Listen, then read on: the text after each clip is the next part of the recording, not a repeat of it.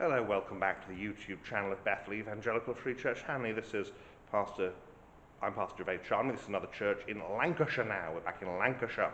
This is the Church of St John the Evangelist in Gressingham. And it's a fairly typical medium-sized medieval parish church. There is a north aisle, there's a clerestory, west tower, chancel. It's typical English parish church. Now, this being Lancashire, there's a very Protestant feel about it. And this is, of course, because Lancashire, after the Reformation, has a larger Roman Catholic population than any other county in England. It's not until the 19th century when that changes, and that's largely because of Irish immigration. So in terms of the local Roman Catholic population, there's a lot of them about. And what that means is that the Anglicans are Protestants, and consciously so, because certainly until really the 18th century, there's very little in the way of Protestant nonconformity, but there's a very Protestant Anglican tendency here. And as we look around, we'll see some signs of that continuing into the early 19th century. The building has been altered and prettified since then, but it retains very much this Protestant feel to it. It's largely of the 14th century, although the earliest recorded rector here is in the 13th century, and probably parts of the building date back to before then. But as we see it today, it's a product of 14th century and onwards. So let's see it then, shall we? So we start at the West End, and this is the Church of St John the Evangelist, and here he is in a 1950s window. I, John, was in the Spirit on the Lord's Day, and there's his vision of the glorified Christ from the first chapter of Revelation. So we turn around and look east, and you can see there that chancel arches appear to have been raised in the 19th century. Quite often, 14th century arches would be lower than that, and that could cause problems. Here we have the font, a nice chalice type, fairly late given its bowl is designed for sprinkling. So that suggests maybe 17th century, more likely 18th century.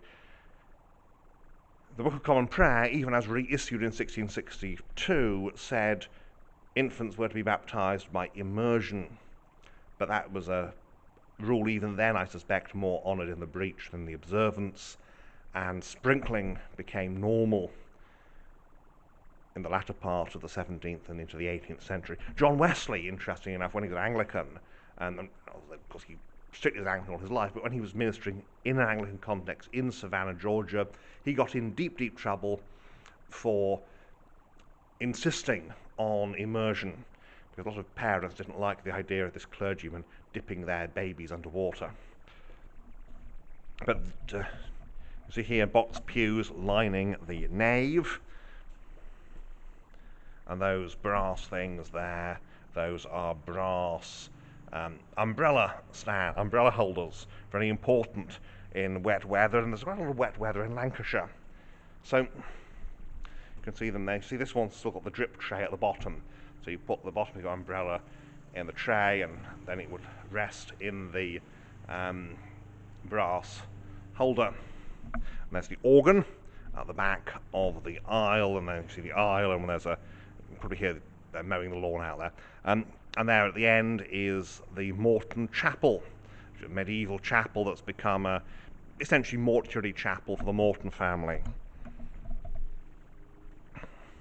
And we'll proceed into the aisle.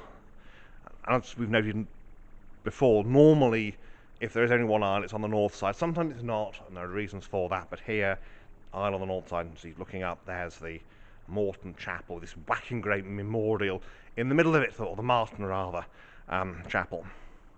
And there we have the raising of Jairus' daughter. There's a memorial window to Elizabeth Ellen Hurst by her mother, 1876. Now, although the church today is dedicated to St John the Evangelist, it seems originally to have been dedicated to All Saints, but what happens in post-Reformation period is they stop using, to a great degree, the old dedications. It's just the church.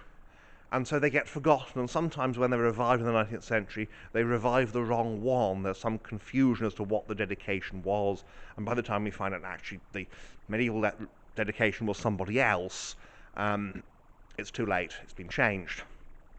There's not a huge amount of memorials in this church, but there is a huge memorial in it. This is the big Martin family tomb. Obviously, bodies would be, I suspect, there's a vault under the chapel, normally is in these cases.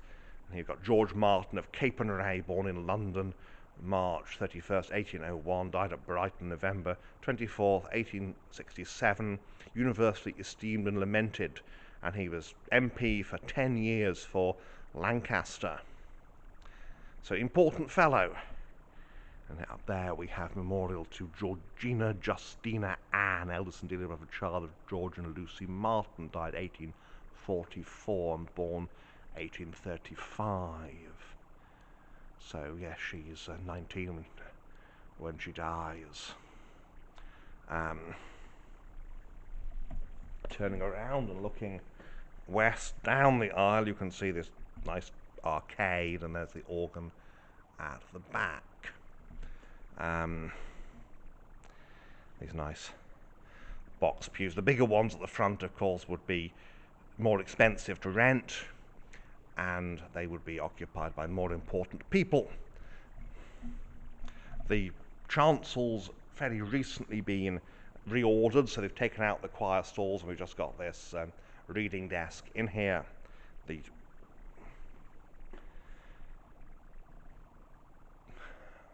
communion rails are 18th century, and so is the reredos, quite a nice play and neoclassical piece there. And east window is 1860 odd, and we've got the usual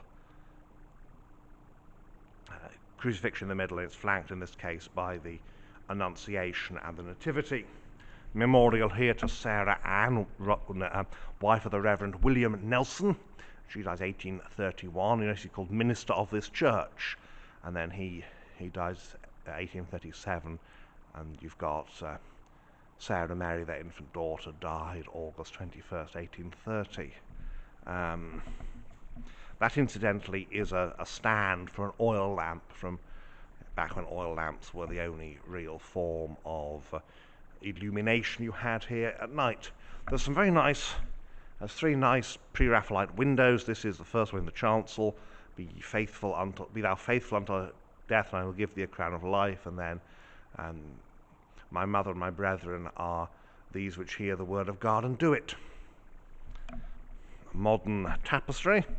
The pulpit bears the date 1714, would originally have been the top of a three-decker. We have here the sower, sowing and reaping. And so there aren't a lot of memorials on the wall, other than there's quite a lot of these interesting little brass memorials. There's Pearsons of stores there, and these notable families like the Pearsons, they would be noted for they'd have their own special pews.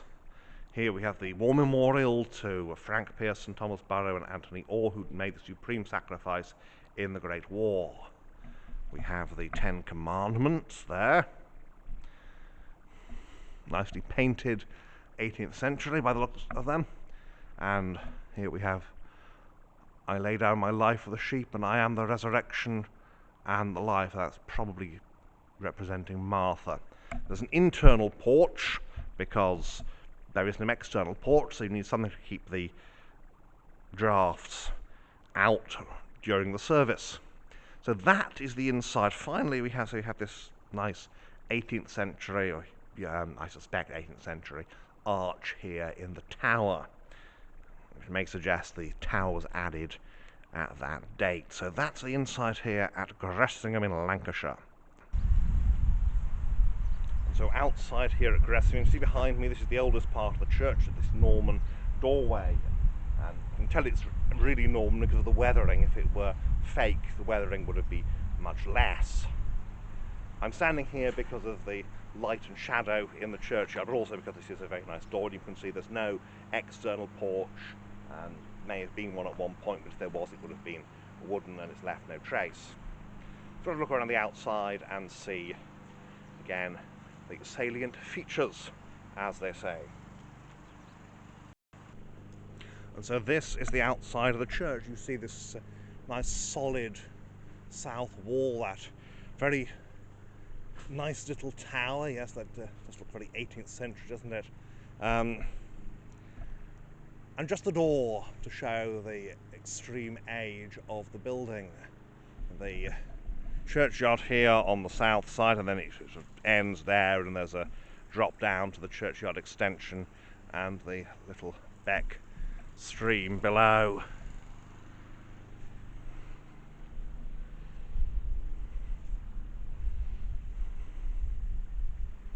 It still feels a village. Yes, it's got a few new houses, but it's still very much the historic village here.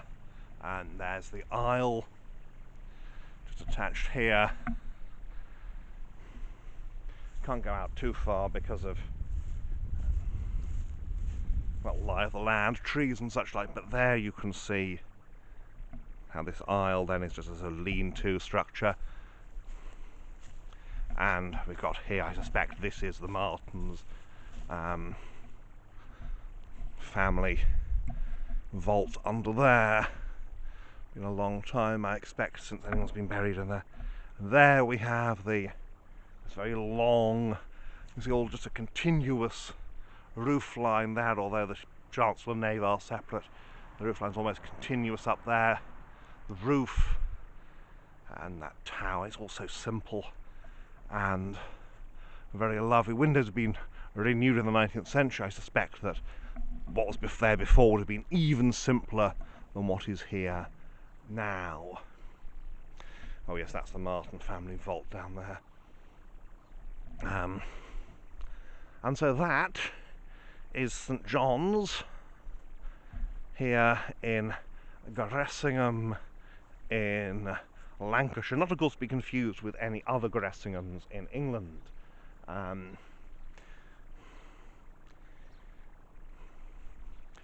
back around here to the tower, and so it's such a simple building, even though it is quite a large one, as we saw. So there we have it, St John the Evangelist, Gressingham. It's a beautiful structure and very well worth, of course, a visit. So thank you for watching, and until next time, may God bless you and keep you, and make his face to shine upon you and give you peace. Thank you.